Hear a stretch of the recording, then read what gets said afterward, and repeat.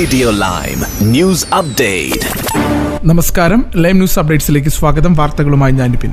ആയിരക്കണക്കിന് നികുതിദായകരെ ബാധിക്കുന്ന making tax digital four income tax എന്ന പുതിയ പദ്ധതി ഏപ്രിൽ 6 മുതൽ നടപ്പിലാക്കുവാൻ ഇരിക്കുകയാണ്. പ്രോപ്പർട്ടി ഉടമകൾ, സ്വയം തൊഴിൽ ചെയ്യുന്നവർ, തനിച്ച് വ്യാപാരം ചെയ്യുന്നവർ എന്നിവർക്ക് വരുമാനവും ചെലവും റിപ്പോർട്ട് ചെയ്യുന്ന രീതിയിൽ വലിയ മാറ്റങ്ങളാണ് വരുന്നത്. വാറ്റ് രജിസ്ട്രേഷൻ ഉള്ളവർക്ക് വർഷത്തിൽ 10 തവണ വരെ ടാക്സ് ഫയൽ ചെയ്യുവാൻ സാധിക്കും. തേർഡ് പാർട്ടി സോഫ്റ്റ്വെയറുകൾ ഉപയോഗിച്ച് ഓരോ പാദത്തിലും വരുമാനവും ചെലവുകളും അപ്ലോഡ് ചെയ്യണം. പ്രതിമാസം 35 പൗണ്ട് വരെ അധിക ചെലവ് വരുവാൻ ഇടയുണ്ട്.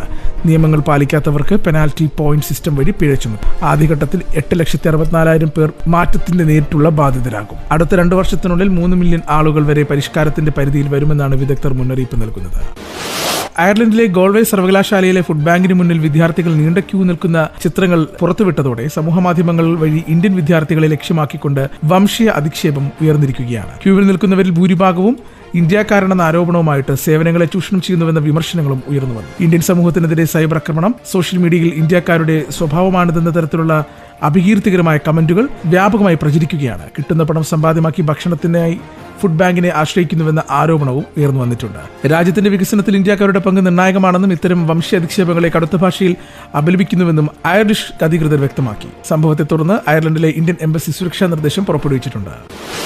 അമേരിക്കയുടെ സുവർണകാലം ആരംഭിച്ചുവെന്ന ആത്മവിശ്വാസത്തോടെ president Donald Trump state of the union പ്രസംഗം നടത്തി തന്റെ ഭരണകൂടത്തിന് കീഴിൽ രാജ്യം സാമ്പത്തികമായും സൈനികമായും കൂടുതൽ കരുത്താർജിച്ചുവെന്ന് അവകാശപ്പെട്ട് ട്രംപ് ലോകത്തിനു മുന്നിൽ അമേരിക്കയുടെ അപ്രമാദിത്വം വീണ്ടും തെളിയിച്ചിരിക്കുകയാണ്. അനധികൃത കുടിയേറ്റം തടയുന്നതിനും അതിർത്തി സുരക്ഷ ഉറപ്പാക്കുന്നതിനും സ്വീകരിച്ച വിട്ടുവീഴ്ചയില്ലാത്ത നടപടികൾ രാജ്യത്തെ സുരക്ഷ വർദ്ധിപ്പിച്ചതായും അദ്ദേഹം ചൂണ്ടിക്കാട്ടി. ആഗോള സമാധാനത്തിൽ അമേരിക്ക വഹിക്കുന്ന നിർണായക പങ്കിനെക്കുറിച്ചും സംസാരിക്കവേ ഇന്ത്യയും പാകിസ്ഥാനും തമ്മിലുള്ള യുദ്ധ സാഹചര്യം താൻ ഇടപെട്ട് ഒഴിവാക്കിയതായി ട്രംപ് അവകാശപ്പെട്ടു. ദക്ഷിണേഷ്യയിലെ സമാധാനം നിലനിർത്താൻ തന്റെ നയതന്ത്ര ഇടപെടലുകൾ മൂലം സാധിച്ചുവെന്ന് അദ്ദേഹം പ്രസംഗത്തിൽ വ്യക്തമാക്കി. ഇനി നാട്ടിലെ വാർത്തകൾ.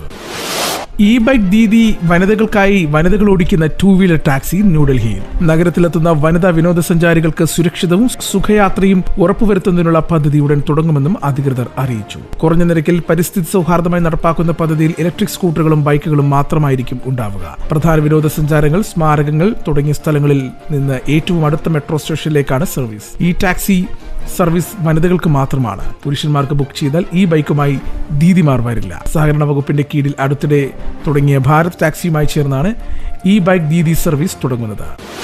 മുംബൈ നഗരത്തിലെ മേൽപ്പാലങ്ങൾക്ക് താഴെയുള്ള സ്ഥലം കൃഷിയോഗ്യമാക്കുവാൻ BMC ഒരുങ്ങുന്നു.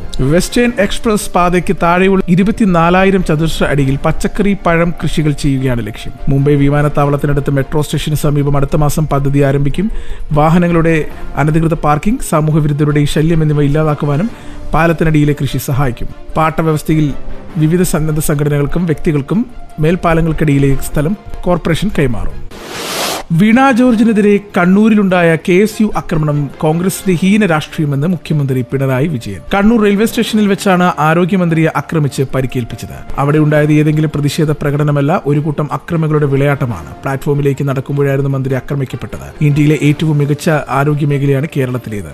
എല്ലാ ഔദ്യോഗിക ഏജൻസികളും അംഗീകരിച്ചതുമാണ്. എന്നിട്ടും ചില സംഭവങ്ങൾ പർവ്വതീകരിച്ച് അതിൽ ഒരു തരത്തിലും ഉൾപ്പെട്ടിട്ടില്ലാത്ത മന്ത്രിക്കെതിരെ ആക്രമണം നടത്തുന്നതിനെ രാഷ്ട്രീയമായിട്ടല്ല, രാഷ്ട്രീയ ആഭാസമായിട്ടാണ് കാണുന്നത് മുഖ്യമന്ത്രി പറഞ്ഞു. ഇനി കായിക വാർത്തകൾ. 2020 ലോകകപ്പിൽ സിംബാബ്വെക്കെതിരായ സൂപ്പർ 8 മത്സരത്തിനായി ടീമിനൊപ്പം ചെന്നൈയിലെത്തിയ ശേഷം നാട്ടിലേക്ക് മടങ്ങിയ ഇന്ത്യൻ താരം റിങ്കു സിംഗ് ക്യാമ്പിൽ തിരിച്ചെത്തുമെന്ന് ബാറ്റിംഗ് പരിശീലകൻ സിതാൻഷു കൊട്ടക്. മത്സരത്തിന് മുന്നോടിയായി ബുധനാഴ്ച നടത്തിയ വാർത്താ സമ്മേളനത്തിലാണ് സിതാൻഷു കാര്യം അറിയിച്ചത്. പിതാവിന്റെ ആരോഗ്യം മോശമായതിനെ തുടർന്ന് ചൊവ്വാഴ്ച വൈകിട്ട് റിങ്കു ഇന്ത്യൻ ക്യാമ്പ് വിട്ട് നാട്ടിലേക്ക് മടങ്ങിയിരുന്നു. റിങ്കുവിന്റെ അച്ഛന് സുഖമില്ല, അതിനാലാണ് അദ്ദേഹം നാട്ടിലേക്ക് പോയത് എന്ന് വൈകിട്ട് അദ്ദേഹം തിരിച്ചെത്തുമെന്നും കരുതുന്നുവെന്നും സിതാൻഷു വാർത്താ സമ്മേളനത്തിൽ പറഞ്ഞു. ഇന്നത്തെ പൗണ്ട് വിനിമയ നിരക്ക് 122.82 രൂപ. ഇതോടുകൂടി വാർത്തകൾ കഴിഞ്ഞു. കൂടുതൽ വാർത്തകൾ അടുത്ത ബുള്ളറ്റിൽ.